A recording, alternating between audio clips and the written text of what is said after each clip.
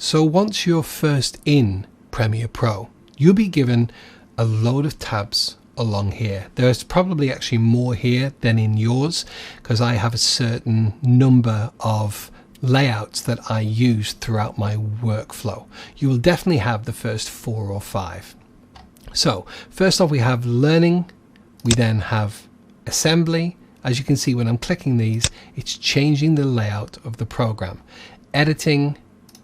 Then we have color, effects, audio, graphics, captions, libraries. You get the picture. Personally, I only actually switch between 2 or 3 workspaces throughout my time in Premiere Pro, and we will cover those as we get to them.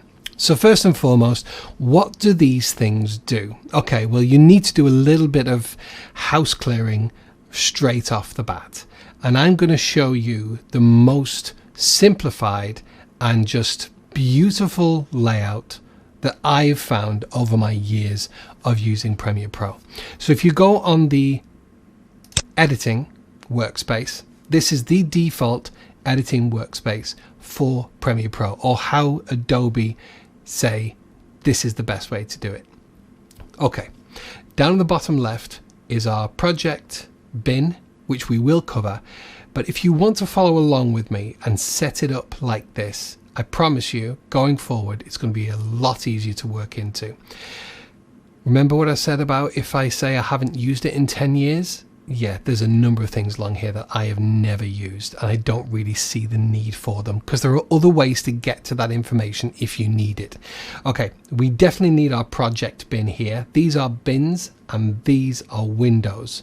These are, well, they're not really, it gets complicated, and I know that's my job to explain, but I'm not explaining things that aren't really relevant, because they're never relevant to anybody. So if you tab along here, you can see that we switch this little window to different areas. There are only 2 tabs in here that we're actually going to be keeping, and that is project and effects. So if you left click on media browser, right click and close panel, gone.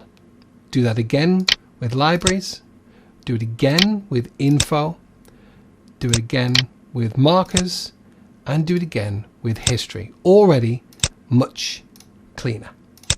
Now all of this can also be moved.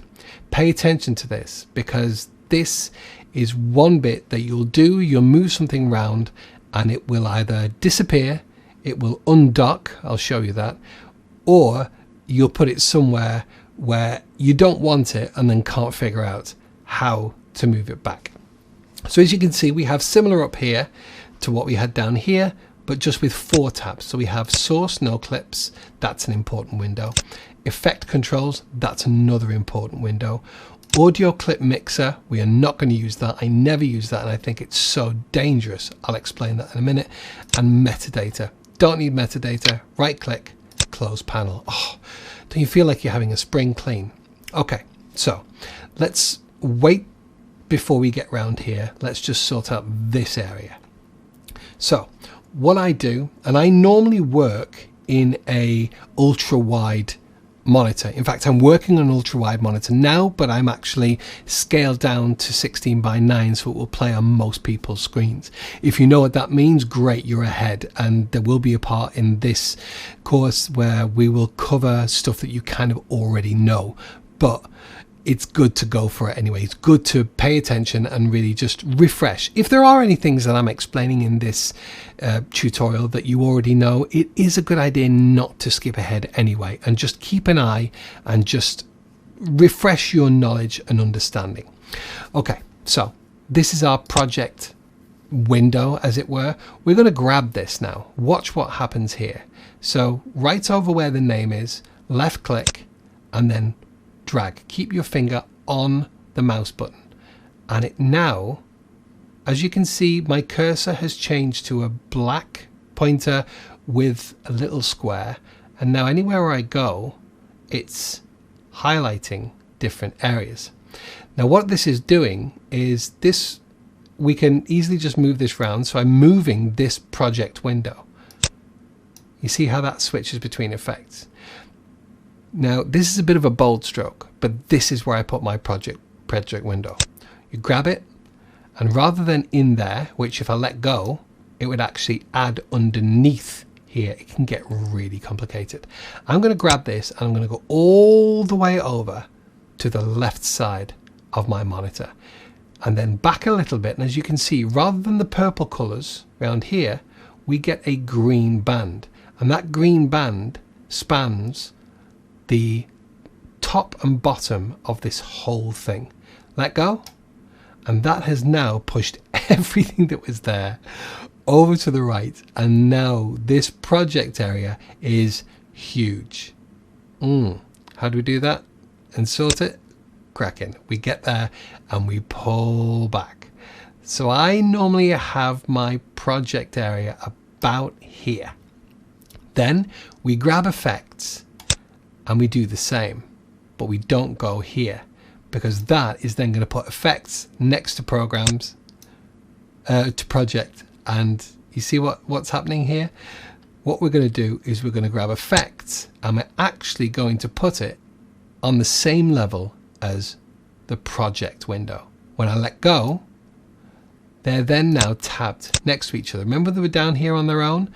They're now up here. I'm going to grab project and go to the left of effects, and I'm also going to resize this. You can see how customizable this is, and you can really, once you get into Premiere Pro and use it a lot, you will notice just how you want a different window in a different area. You will find your way to do this.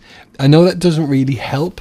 It doesn't really, this is the way you should do it. I'm showing you the way I do it, but there are so many editors that do it so many different ways. There are other programs which you can't do this with, which is great if you're going from one machine to another to someone else's machine. You can edit straight away, but at the same time you can't manipulate all the windows to be exactly where you want them when you want them.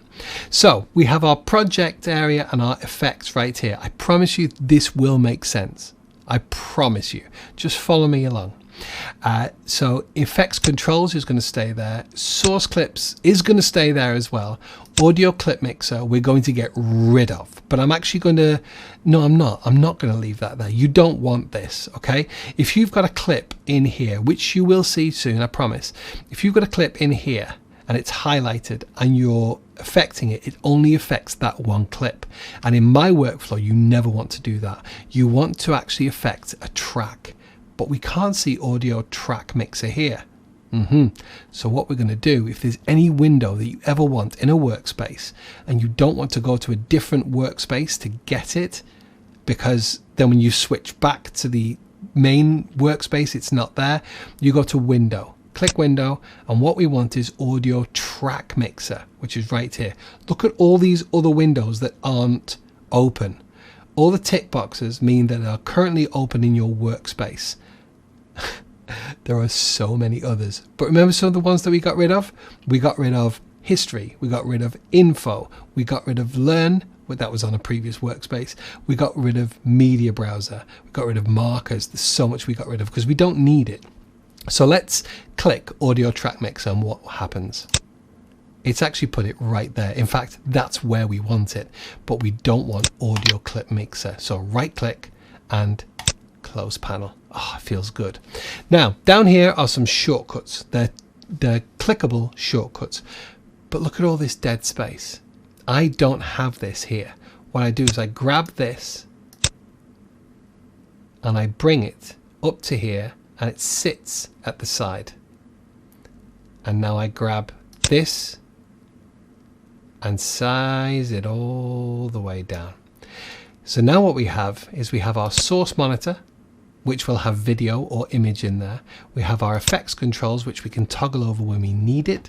We have our audio track mixer, again, which we can toggle over when we need it. The program monitor is where your main video is going to be. And at the bottom is the timeline, which is where we're going to edit. There's only one more thing to do to get this workspace ready, and that is this. In fact, I'm going to leave this and I'll show you why it doesn't need to be this big.